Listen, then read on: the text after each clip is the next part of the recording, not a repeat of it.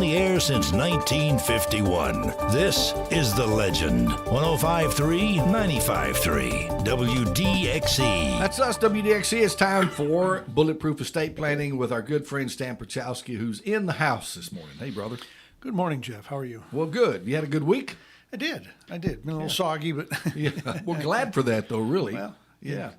it gets to be a bit much after a while, but yeah. Yeah. But had a pretty good week. Well, good deal. Had some family that was visiting that went back. Yeah, that's right. During the week, yeah. You had family in, which was a grandbaby. I did. All Two of that. them. Two Yeah. grandbabies. So the house was quiet again. But it was good to have children noise in the house for a while. Oh, yeah, absolutely. Well, you look a little tired. Did they wear you out? No. Yeah, I guess. And I didn't mean that I didn't mean that negatively. I meant that, okay, you're a grandpa. You had to play. That's right. No, there was it was a little bit physical at times. I'm not used to carrying a child around and stuff. It's just, but it all comes back to you. Mm-hmm. So, but yeah, it was the one is just learned to crawl while I was here. And, Oh, wow. and so. Oh, wow. So baby. So 2.5 and 6 months, 7 months. So. Yeah. And the other one, like I said, is 2.5. So need I say more? I got our newest grandbaby will be turning 1 year old next month on my birthday, as a matter of fact. So we're going to celebrate our birthdays together. And Teresa ordered some toys for him just last night. So she was talking about that.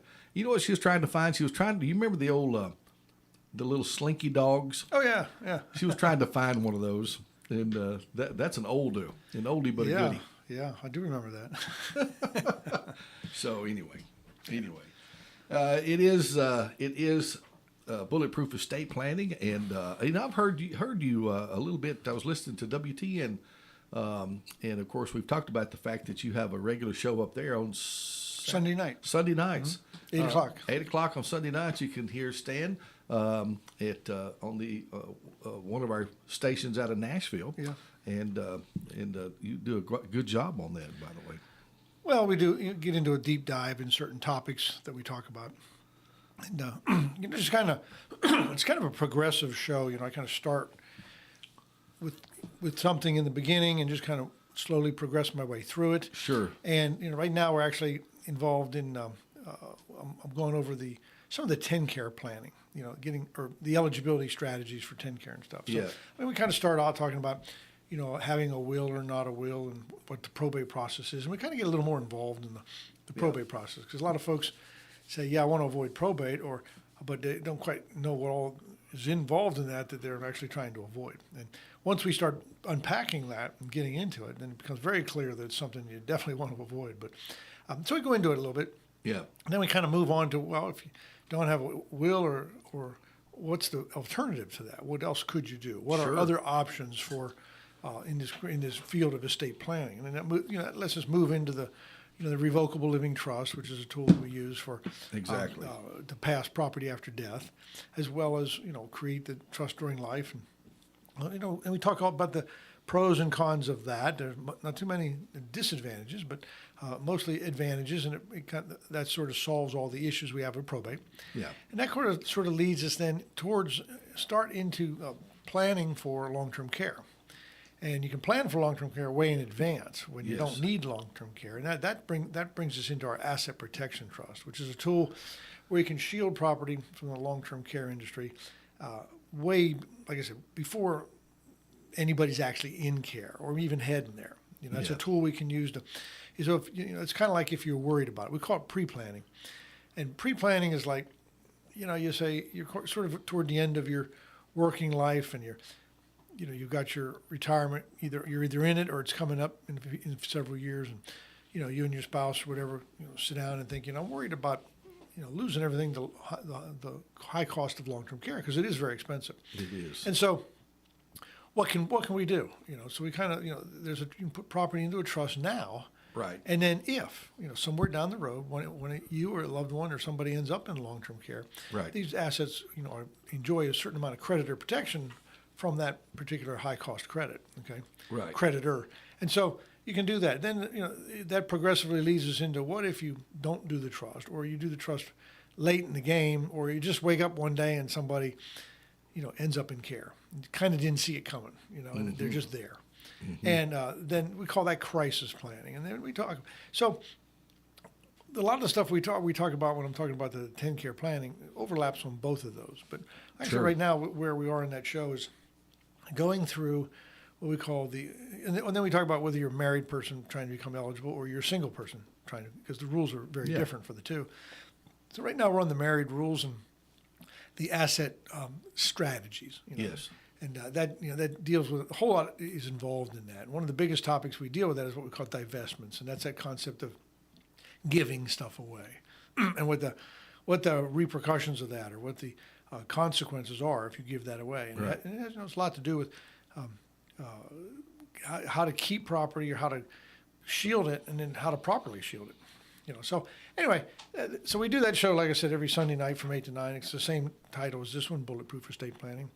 And so, if you want to tune into that, it's, I think, 99.7. Yeah, it is. And it's it's an all-talk radio, kind of like this show. Yeah, we become all talk here That's pretty right. much, or That's most of it. I have some music in the mornings, but the station overall is a talk radio station now. I did catch that Beatles song there at the end of Did the you? last hour. Yeah, I did do that. That's right. And yesterday during this hour we had guest on like you, and we played trivia. It was Smokey and the Bandit trivia. Oh no, I remember the first one, but I don't. The first one is really all I remember ever watching. I don't think I watched the second one at all. I think I've seen it, but I think I've forgotten it too. Yeah, the first one was memorable. Yeah, put it that way. It was. So we had some fun with that, but yeah. Well, you mentioned probate, and of course I've asked you about this before, but it's been a while. And then, but I will say this: we have had to deal with some elder care with Teresa's father-in-law. Teresa's father-in-law, my father-in-law, Teresa's Gotcha. father, my father-in-law, and of course currently in some care, and having the conversations that we've had with you and listening to you has helped prepare me, at least, and us on what to expect, and otherwise we would have been gone in totally blind, and just try to swim through it. And so now that we're in this position, it's like I kind of know what's going on. I kind of know what to expect. Oh, good. And that's been helpful. And that should be helpful, yeah. And of course, when you get thrown into that situation, Yeah. you also are thrown at the mercy of who tries to explain to you what's going on, Right. or how it goes on, Right. And unfortunately, you're going to get some information about that, but it's going to come from certain perspectives. Yeah. I mean, if you talk to a facility, the facility has their understanding of how things work, Right. because they do it every day. Now, that's usually not totally incorrect, but it is from their perspective. Yes. And a lot of the things they say, things are correct, but there's not the only way to do things. Right. There's a misnomer of this concept of what we call spend down. Everybody, if you talk about this concept of becoming eligible, the word spend down will eventually pop into the conversation somewhere. And there's a misnomer about the word spend down, because it's actually a legal term, but it is definitely in the statute. And they talk about if you have excess assets, they need to be spent down. Yes. Now, what you shouldn't do is apply the regular street vernacular meaning of that. Like it's just like going on a shopping spree, or just spending your money, or just using it and ditching it somehow to get your assets down below the level that's considered eligible. Yes. Spend down is really it's a legal term. It's actually a repositioning of the assets, or recategorizing the assets. I mean, that's the legal definition of it. To recategorize, it matters how you spend this. Well, it does, or reposition it. Right. You don't necessarily have to spend it, but you can maybe put it in a different posture. Right. And what we're doing is we're converting countable assets to non-countable assets. Right. So if you look at the ledger, on one side of the ledger is countable, and on the other side of the ledger is non-countable. Okay? Yes. And countable, that's the term that's used. But I often tell people, if you have difficulty kind of getting the concept of what a countable asset is, instead of countable, you can insert the words available for cost of care. Okay. Yes. So you got money in the Yes. bank. Okay, you got money in the bank. Right, I don't know, right. a couple $1,000s in the bank. That is definitely available for you to pay your care bill. Right. I mean, it's available. I'm not saying that's what it has to be used for. I'm just saying it's available. Yes. But if you have something, say in one of our asset protection trusts where you have certain creditor protections that are built in, once you put it in the trust, it's not available anymore. Yes. It's not available for cost of care. So we can change something from countable to non-countable, and the non-countable side of the ledger has many subcategories. Right. And so countable assets, which you hear people say, you got countable money, is just a category. It's just one of them. Okay. So when the spend down is defined as repositioning and recategorizing the property, it literally means to take your property and move it from countable to something else so that it can be preserved. Basically, this is how the state views it. They Well, view it, that's they what the view 10 it Care as Act is countable written, or yeah. accessible to That's the right. patient. That's right. And there's certain exemptions of that you can apply and certain criteria that we can automatically avail ourselves of. But then there's ways to take large sums of money and change them from a countable asset to a non-countable asset. And when you do that, it's not in the eligibility equation, because the equation to determine whether you're eligible or not looks at how many countable assets you have. Right, and this is not a sneaky plan. This is not a under the table plan. This is a legal plan. Sure. This is a legal remedy for taking care of your assets. I mean, there's a lot of these things that come out of the 10 Care Act itself, or the Deficit Reduction Act, or the Catastrophic Illness Act. I mean, what we call the spousal impoverishment rules. I mean, these are rules enacted by our legislature under the Yes. 10 Care Act, Right. and they usually chime in with the federal Medicaid Act to whatever extent they can be different, and so they chime into these strategies, and it's not my idea. Right. I mean, sometimes you can get a little creative on how you can tack one or two of these strategies together, Right. and how make them work that way. But these are options that are available. So the misnomer I was talking about by the spend down is the general belief. I think if people feel or are under the impression that to spend down, you need to spend it on the cost of care. Yeah. And there is no requirement that says if you have excess assets that's how they need to be spent. What the requirement says is if you have excess assets, you will be denied eligibility. Yes. Now, so once you are below the amount of assets you're allowed to have, now you're eligible. It does not address the conversion, just that they be converted. Now, when you talk about the conversion from countable to non-countable, then there's ways to do that. I mean, there's ways to convert right from one asset to another, or to change a countable asset into like a non-countable stream of income through a Medicaid compliant type annuity. We can turn it into inaccessible asset. You can do excluded exempt assets. I mean, there's quite a few different categories of assets that we can convert it to or reposition it to. And that preserves the asset because we haven't actually spent it. We've just restructured it. So, here's an example. It's kind of, maybe it's not the best example because all these things seem to involve numbers. And when you're on the radio, numbers are kind of hard to present. But, let's just say when we're doing the eligibility analysis of a married couple, and the husband has to go into care. And guys, I always kill off the husband first, or put the husband in the nursing home first whenever I'm do examples or in my office. So, so the husband goes into care. And we have a certain division of property that we're allowed to do called the Community Spouse Resource Allowance, and so we make this division. And after that, we really don't look at the wife again. We're focusing now on the applicant, the husband that's in care, and he's got basically he's got somewhere in the neighborhood of half the assets. Okay. Right. Now, if that's more than he's allowed to have, the amount over is he's over resourced. Okay. Or he has excess assets, okay? And, of course, that magic number is $2,000, okay, which is a very, very small number when you think about it. Yes, it is. So, but we have to satisfy that to be eligible. So so let's just say for nice, easy, round numbers, the husband has $100,000. Yes. So he's $98,000 over-resourced, right? I mean, because $2,000 he's allowed to have. Right. So he can't have any countable assets over that. Let's assume the whole $100,000 is countable. Just make it simple, money in the bank. Okay? Yes. The house is countable. Other real estate other than a primary residence is also countable. So there's other, but let's just make it simple and call it just money in the bank. And so he's got 98,000 too many. Right. So what would be the effect if they think, okay, let's file a 10-care application and see if we're eligible?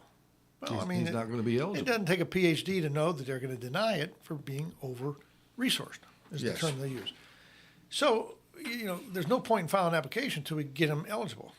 Right. So what can we do? Well, I often say, if you're allowed to have $2,000 worth of countable assets, does that raises the question, could I have a couple $1,000s of non-countable assets and still be eligible? The answer is yes. Mm-hmm. Well, could I have $2,000 of countable assets and have $50,000 worth of non-countable assets and still be eligible? The answer is absolutely, because the criteria is less than $2,000 of countable assets. Right. And so in this case, could I have $2,000 of countable assets and $500,000 of non-countable? Right. The answer is yes. I mean, when we do the calculation to see if you're eligible, the calculation involves countable assets. And so to make someone eligible, we reposition this $98,000 of countable assets to something non-countable. We're not going to spend it on something. We're not going to unload it. Now, there are some times when spending things it works into the plan. Mm-hmm. Like, you can turn money into personal property, and that which is non-countable. It's just like, let's say the spouse at home could really use all new appliances, for lack of a better term. Right. The husband's going into nursing home.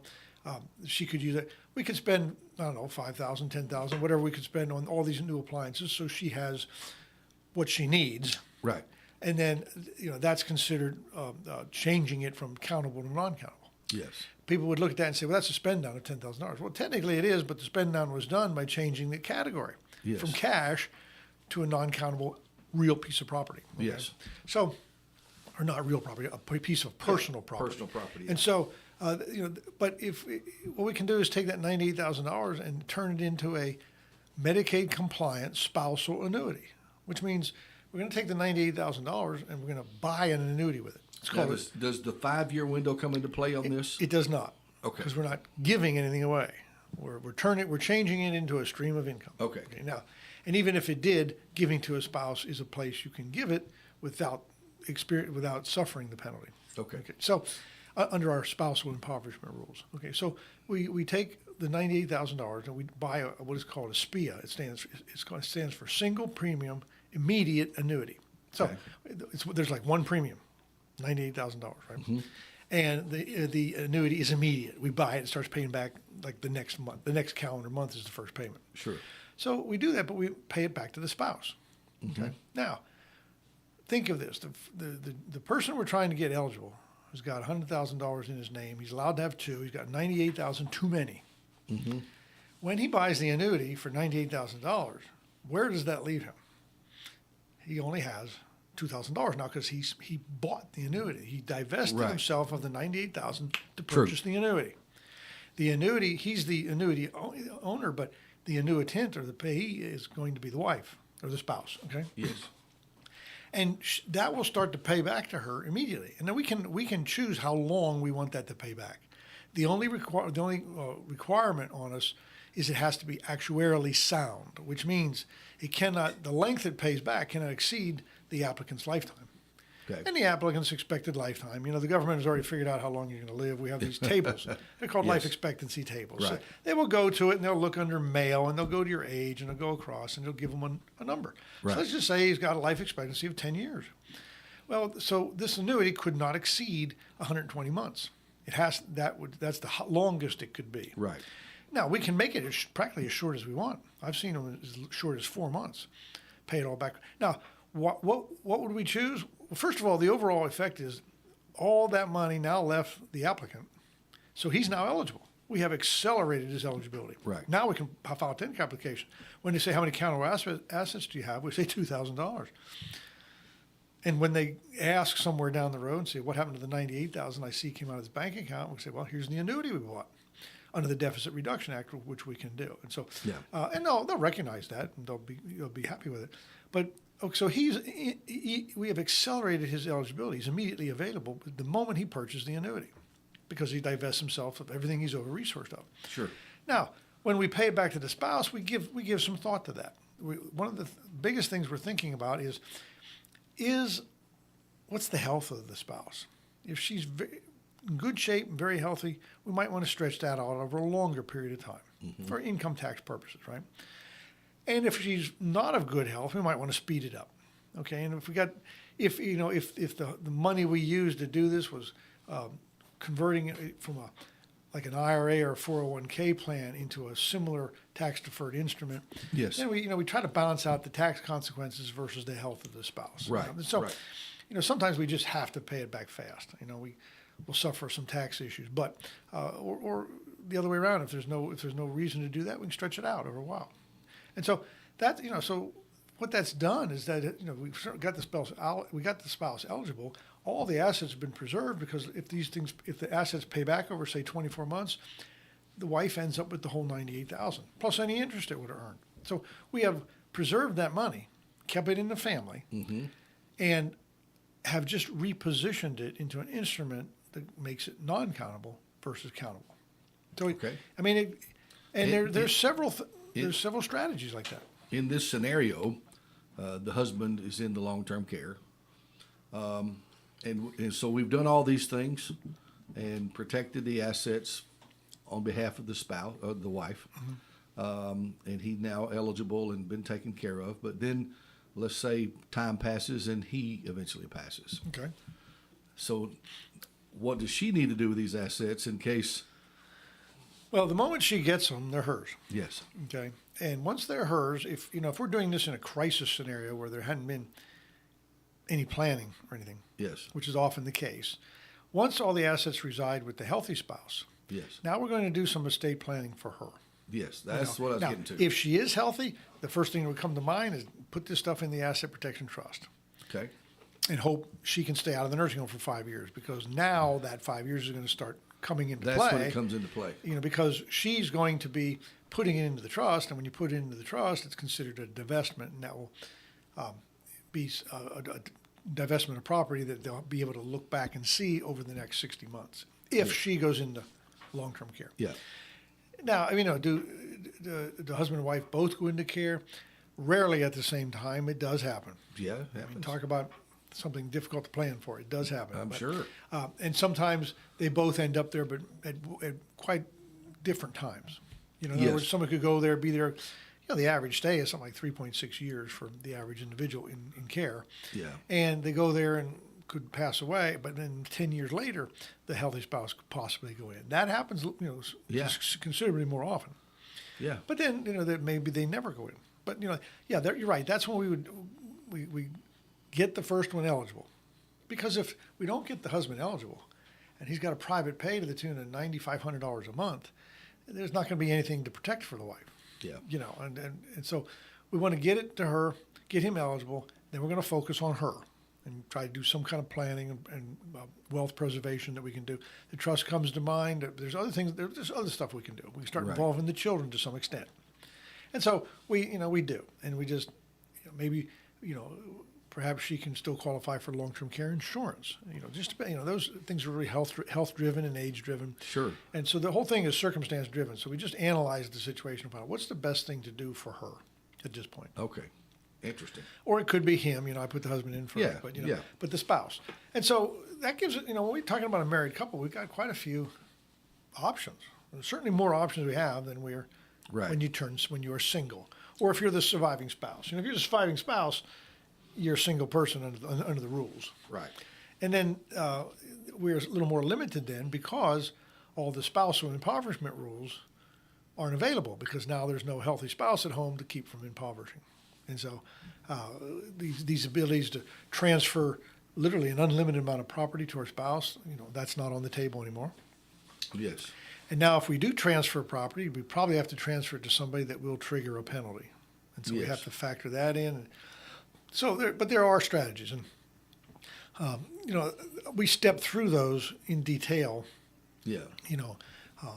On the other show and on this one, if that's what we're talking about. But I'm just saying these strategies are what you brought up, these strategies are in the rules. These are not they're legal my strategies. idea. They're not my idea. Yeah. I just know of them, and can exercise them. Sure. So, and all this goes to this misnomer of spend down means you have to spend it on the cost of care. And like I said, there is no requirement in the law or the rules that that's where it needs to be spent. Now, it does need to be below $2,000. Yeah. And that's what they're going to go by. And they usually will look or ask questions about how it got that way. Because when you file a 10-care application, it's pretty intrusive. Oh yeah. Not just the application, but the questions they'll ask.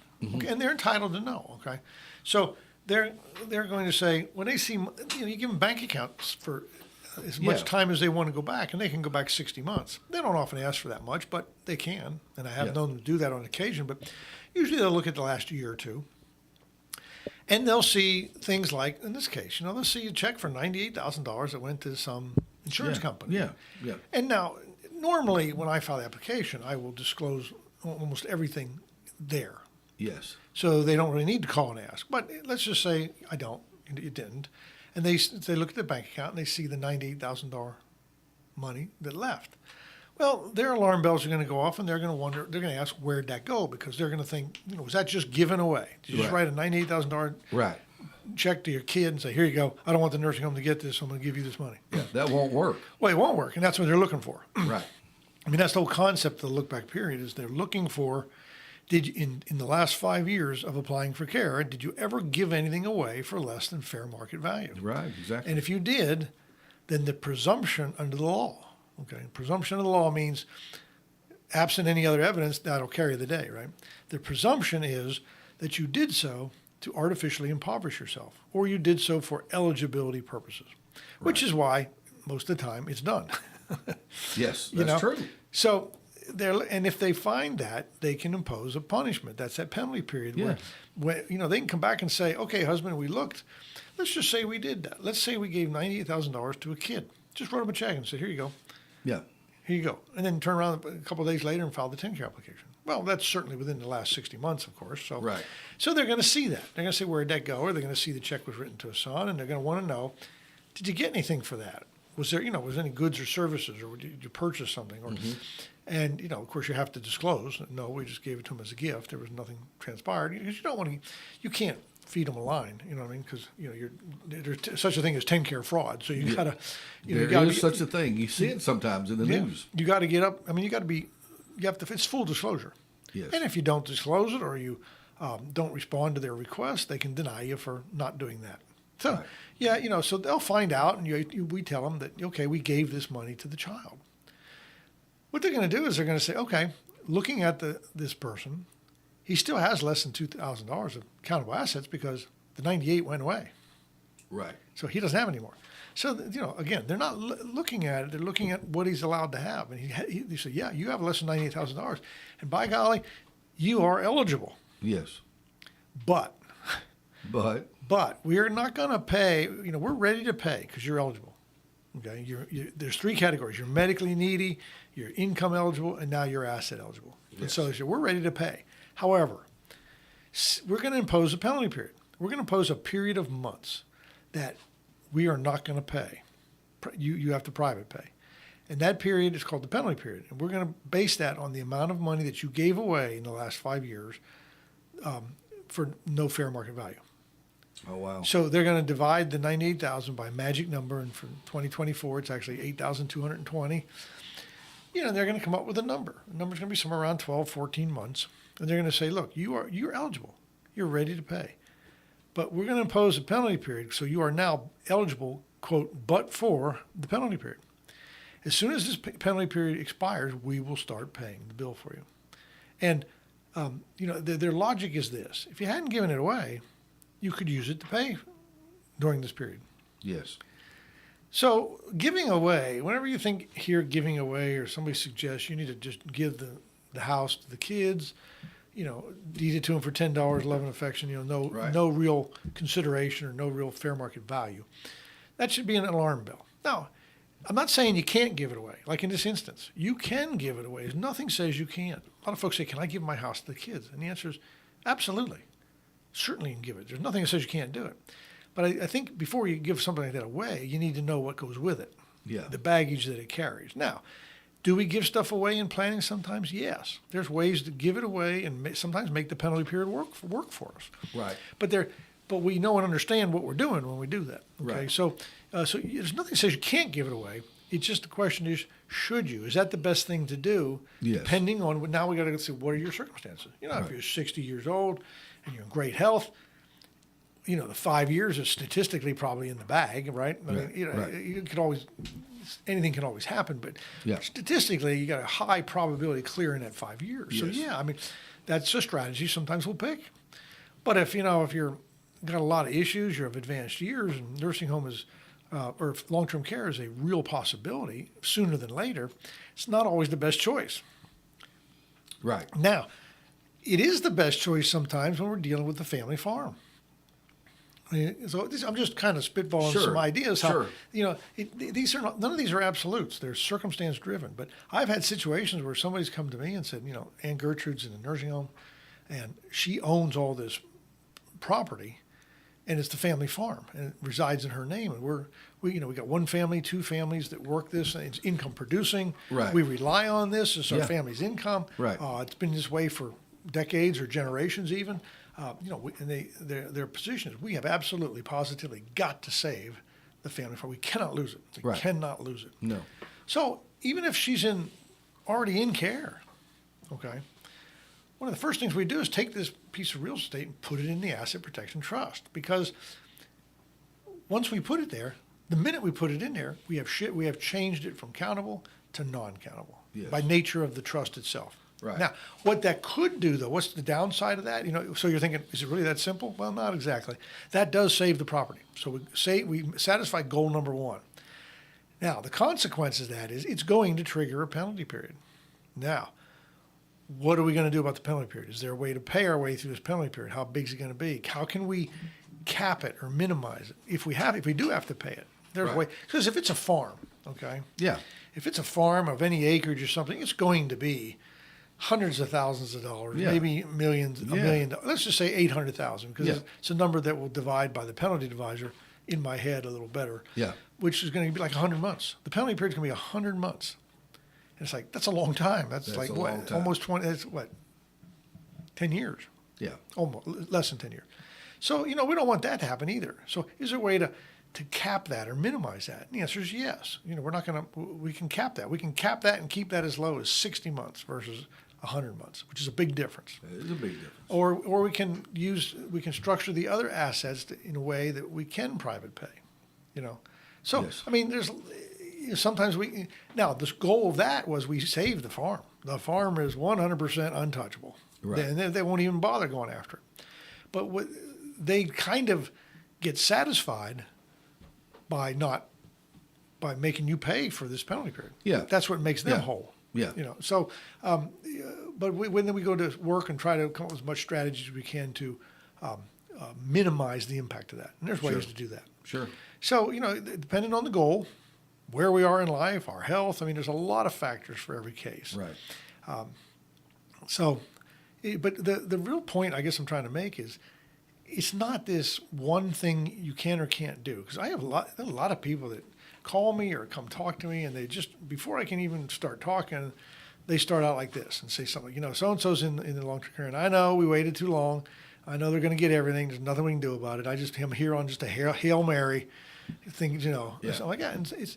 And the answer is no, that's not the case. Right. I guess things could be so messed up that could be the case. It depends on what got done. But for most folks, there are a lot of options. We have a lot of options to do. So don't despair if you're in that situation. You just may not have heard of any of the options, like some of the ones I just talked about or some of the ones I haven't talked about. They are out there. Don't throw in the towel yet. You know, we can always do something. There's always something that we can do. To boil this down, and I think I've mentioned this to you, I don't know, maybe not even on the air, but we've talked about this a little bit. If you have a person who doesn't have a spouse, and only just has a bank account, like you're talking about, and the time has come, they got to have this care. Right. You're limited on options at this point. Well, yeah, we have, as opposed to being married, yes, there's less we can do. Yes. And so but there are things we can do. Yeah. There's some things that come directly out of our Deficit Reduction Act that allow us to, take, we can gift away a portion of money to like a child. Okay. And I noticed I said a portion of money.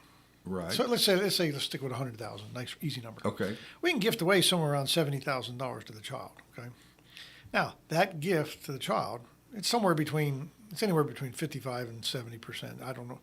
Maybe we'll make it 60%. Because I never know. Because things like the cost of care and that person's income are major factors in that. So Sure. But for just shooting the numbers that they usually fall around, let's say you can give away 60%. So you can give $60,000 to a kid.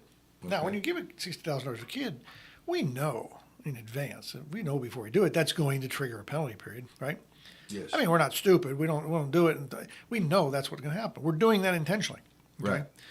And we're doing that. Now it triggers a penalty period. Now what we do is we're allowed to retain the portion we didn't give away, which would be the $40,000, right? Right. And we're allowed to take that money and go buy a Medicaid compliant annuity that's for a single person. Okay. And now it's a real numbers game, but basically, once we know what we're dealing with, that can all be back calculated, so that annuity is designed to pay for this person's penalty period that was triggered when we made the gift, right? Yes. The exact cost of care for the exact length of time of the penalty period, Yes. coupled with that person's income. Okay, Okay. and so what's the end result of that? Like a 60%. We save 60% of it Yes. versus doing nothing and paying and paying and paying until all of it's gone. all gone. Until it's all gone, and that's the alternative. Now, Yeah. if you're going to look at that like, well, we've lost some of it. The answer is yes, we have. Yes. And that's one of the when there's a single person. Now, a single person in crisis, where there's usually always a loss, and it usually always hovers somewhere around the area of a third. Yes. It's just the nature of the beast.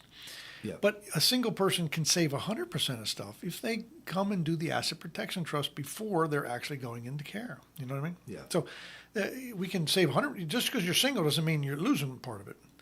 You're going to lose part of it depending on where you are. If you're in the 11th hour, there's going to be some loss. Right. Now there's some exceptions and some exemptions that we can take avail of if the circumstance fit. But for the most part, there's going to be some loss. So. But it's a savings of 2/3. Yes. So when I say there's always something we can do, there is always something. Yeah, and that's been the beauty of having someone who's an expert in this and very well versed in the law to help you do this. Because there's a lot to wade through, a lot of options. There's a lot of There sure can be. what am I trying to say? Calculations even to Oh, try to figure out. Yeah, and there's when we deal with this money, we have to deal whether we're dealing with qualified funds. Those are your IRA or 401ks because Tennessee changed the law on those in 2019. That makes us do something different than we used to do. Right. So, or if it's non-qualified funds, and so we have to deal with the insurance companies that are holding this money, but there's lots of things that can be done. So don't, if you're of the opinion that you talk to the guy across the street and he said, well, you're just screwed. You're not gonna, it's all gone. You're not going to get any of it. They're just going to take everything. That's not the case. Like you said, talk to me or talk to somebody like me that can explain it to you. There are some things that can be done. And once I explain some of these options, people get pretty excited about them. And it's probably pretty important to do this and have this conversation with you prior to ever making an application for it. I've been doing this for a while, okay? Yes. And, a lot of people do their own application. Not a lot, but some people do their own application. Now, I'm never one to say you got to go out and hire a lawyer. I don't like to say that. But if you have assets at all, and that's the kind of people we deal with, Yes. I would be extremely leery about doing that. There's a lot of sand traps in there that you don't see. Yeah. Now, the time I see do-it-yourself applications work is when the person really doesn't have much in the first place. Yeah. Then you kind of qualify by default, and you know what I mean? So but if you've got to restructure assets, you got to know how to do that. Yes. It's not as simple as just, and most people's mind go to the restructuring asset is to give it away or try to hide it somehow. Yeah. Not a good idea. You don't ever want to do that, okay? So we want to do it the right way so that it improves it. So absolutely. found that, so we when we file a 10K application, a lot of thought, Yeah. a fair amount of time goes into answering those questions. Yeah. Because what you need to know is not some. When you read the question, it's not all that ominous. It says, how much money do you have in the bank? Okay, and so it's a pretty simple question to Yeah. answer when you think Yeah. about it. Right. It's what they do with the answer that's where the sand trap is. Yes. Okay, so if you got, I don't know, $5,000 in the bank and that's what you put down, I mean, you have just guaranteed a denial Yes. because you just told them you have more than $2,000 of countable assets. Yeah. It's really like that. So Yeah. you got to understand this countable versus non-countable. And you have to structure stuff, and you have to know not only what non-countable is, but how to get it there. So there's a lot to do. And I have taken on a couple of do-it-yourself applications. And one of them, which finally got the approval that we finally ended up with everything I asked for over a year ago. Took over a year. Oh, wow. It went through three, maybe a fourth level of appeal. Oh, my goodness. Bottom line was we got everything we asked for. We got eligibility. We got the start date to reach back a whole year and a couple of months from when our Wow. application was actually filed, and we got we got the proper patient liability that we wanted. So everything fell into place, but it was not without effort. Yeah. Because I don't know what's going on with TennCare, but they push back a little more than they used to. Probably budget concerns, budget constraints. I mean, money drives everything when it comes to programs like that. Yes. And I think I mentioned on a couple of recent Friday morning shows here that I may have even reached out to the audience and said, if anybody's experiencing this, feel free to call me and let me know, because I'm trying to understand why this is happening. But lately, over the last 6 months or so, we see people who are in the facility and they're medically needy. Medically needy is when Right. they do an exam and they determine that you need to be there. Right. And one of the ways they do that is they conduct an exam. It's called PAE. Stands for Pre-Admission Evaluation. Now, what that does is basically, and not being the medical person, it basically analyzes what sort of help or care this person needs with certain activities of daily living. Right. And if you score above a certain number, it's called the acuity score. If you score above a certain number, you qualify for nursing home care. If you score above the other number, you can qualify for assisted living. So it determines your level of care. Yes. And if your level of care says, let's stay with level 1, which is full skilled nursing facility, I think the number's got to be a 9 or above. Mm-hmm. Okay. So if you score high, if you score a 9 or above, then you qualify for level 1 care, which is full skilled nursing facility. Right. So what we've seen lately was people that score for that, and they've been that way for a year, maybe more. All of a sudden, the family will call me and say that the facility got a hold of them and said, we did a PAE, and he doesn't need to be here. We scored a 4. Oh, wow. Now, the family's beside themselves because, they go visit Dad every day, and he really hasn't changed as far as they're concerned. He Right. still has the same levels of care. So, and so it's like, okay, we're going to have to discharge him because he is not medically needy anymore. Wow. Now, I don't do medically needy because it's And then what do you do? I don't do medically needy because it's a medical call, right? Yes. I spend all my time on the income and the asset categories. Right. Okay.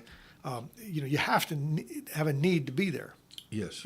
I often say you can't just don't get into a nursing home so you want to hang around and play Parcheesi with the guys, right? Yeah. Well, let me put it this way: you can certainly do that if you can private pay, Yes. but you can't do that and have the state pay. You have to have a reason to be there. Right. And that's what this test determines.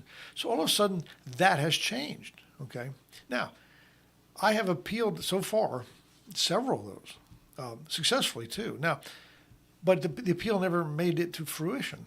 So in other words, if somebody comes in and says your acuity score is a 4, I mean, how do you appeal that? I mean, the only thing I can think of is to hire our own independent medical people to do the exact same test, and with the hope that he'll score higher. Yeah. Then if you get to a hearing, you've got what we used to call the battle of the experts. You've got one medical expert saying, no, it's a 4, he doesn't need to be there. Another one turn around and say, I did the exact same test, and no, he's a 10, he needs to be there. Right. And then it's the credibility of what they do. It gets very involved and very expensive. Okay. Well, so far we've been haven't had to do that, but we've managed to get them to agree that they are, in fact, eligible for the care. Yeah. But this seems something that just popped up. First time it popped up, it's okay, maybe a coincidence. Second time, wonder what's going on. The third or fourth time, it's looking like a pattern. So, if I hadn't done it before, if anybody's got a loved one in care and something like that has come up, I'd like to hear about it because I'm not saying call me to do something about it. I mean, we may be able to do something about it, but I'd like to hear about it because I'm trying to figure out why all of a sudden there's this change. It used to be almost pro forma, which means, pretty much a matter of fact, matter of form. Medically needy was usually always a slam dunk, unless it was something obvious, right? So, but no longer, which tells me it's kind of a way to trim the budget or something. Yes. I don't know. They just got but more the fact that it strict comes with from the facility, then that doesn't make sense because, so I don't know. But we're dealing with that. And that's just when you deal with a government program, there are things seem to come out of nowhere or out of left field, and it has to be dealt with. And it's all part of this thing. So we managed all those ones that we've experienced with that, we've managed to overcome it and get them approved. So, I mean, stuff like that. So the do-it-yourself application, I mean, I think it's doomed to failure. Yeah. And I don't mean to be condescending to anybody's ability to fill the thing out, but it is a landmine. I mean, a minefield. It really is. We know where a lot of the mines are buried. There's a couple we don't know or don't expect, but where sometimes they shuffle them around a little bit. Well, you've mentioned a time or two, and of course, people end up in a circumstance where they think, like you've talked about, that there's nothing we can do. They're going to go through all the money and all the assets. There's just nothing we can do. And I look at this as saying, hey, there's good news. There's good news.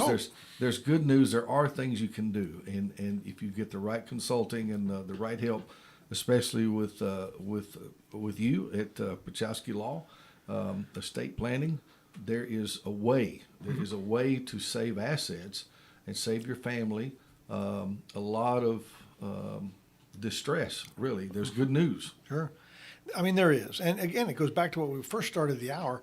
Is these strategies are there for you to use. They're not. We're not manipulating anything. We're not jumping through loopholes. Right. I mean, they are put there.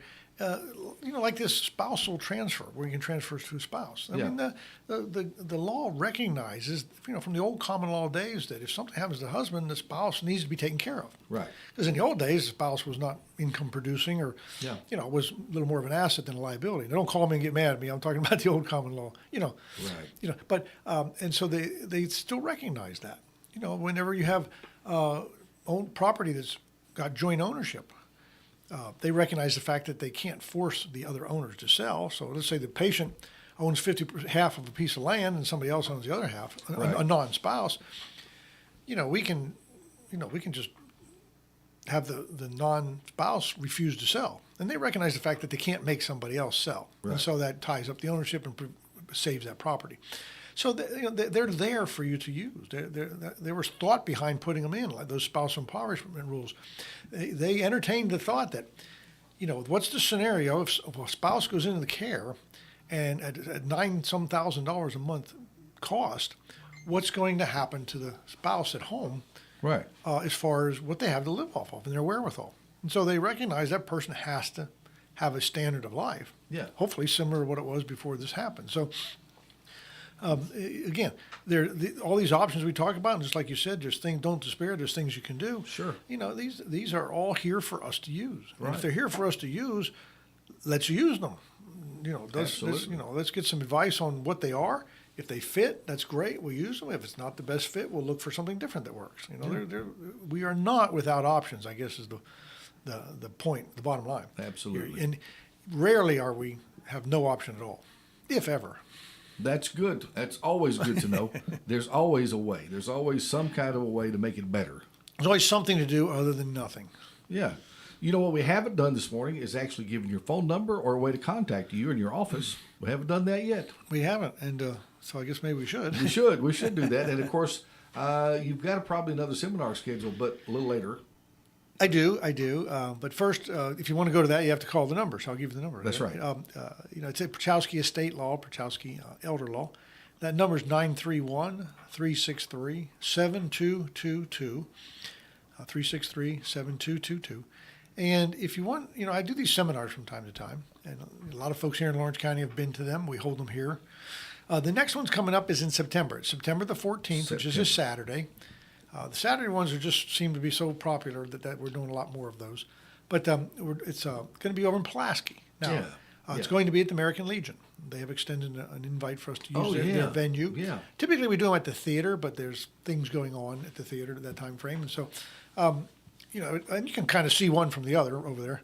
But it's going to be at the American Legion. The physical address escapes me, but I'll have it next week. Sure. Or you can certainly Google it. We got time to plan for this. Yeah. One. And like I said, I think you can probably see it from the square. Yeah. It's just a few blocks off the square. Right. So that's where it's going to be. The Saturday seminars are always begin at 10 o'clock in the morning.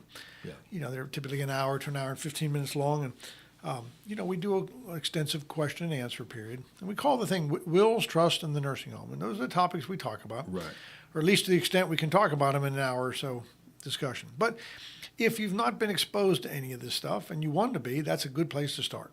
Absolutely. And these are what I call free educational seminars.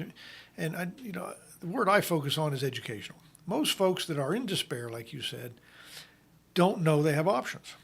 Well, that's why they're in despair, because they don't know. And if you don't know you have options, that's pretty stressful. You just think you're at the mercy of this. Right. And not necessarily so. Almost all the time, no. There's things that can be done. Certainly been enlightening for me. And so, if you would like to come to that, I know it's a ways out. But if you'd want to talk to me about it a little bit beforehand, there's ways we can get you up to speed. Like let's say you got something happening now. Sure. And you say, hey, I'd love to come to your seminar in September, but I really would like to do something here in the next couple of weeks. Yes.